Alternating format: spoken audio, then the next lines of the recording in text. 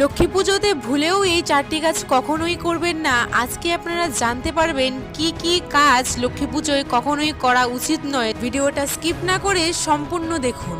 প্রথমত, মা লক্ষ্মীকে কখনোই তুলসী পাতা নিবেদন করবেন না, এতে আপনাদের জীবনে চরম দারিদ্রতা নেমে আসতে পারে। লক্ষ্মী হবেন রুষ্ট, কিন্তু মা লক্ষ্মীর সাথে যেহেতু ভগবান নারায়ণের পুজো করতে হয়, না হলে মা লক্ষ্মীর পুজো কখনোই সম্পূর্ণ হয় না। তাই নারায়ণকে কিন্তু তুলসী পাতা আপনাকে অর্পণ করতেই হবে, এবং সেই তুলসী পাতাটি আপনাকে পূর্ণিমার পূর্বেই সংগ্রহ করতে হবে। এর কারণ পূর্ণিমাতে তুলসী পাতা তোলা নিষেধ। দ্বিতীয়ত, মা লক্ষ্মীর পুজোয় কখনোই ঘন্টার ধ্বনি ব্যবহার করবেন না। ঘন্টার ধ্বনি ব্যবহার করলে আপনার জীবনে কিন্তু চরম সংকট নেমে আসবে। তৃতীয়ত, মা লক্ষ্মীর পুজোর সময় কখনো লোহার জিনিস ব্যবহার করবেন না বা লোহার বাসনপত্র ব্যবহার করবেন না, কারণ মা লক্ষ্মীর পুজোর সময় লোহার বাসনপত্র বা লোহার কোনো উপকরণ ব্যবহার করলে সেই স্থানে মা লক্ষ্মী কখনোই বসবাস করেন না।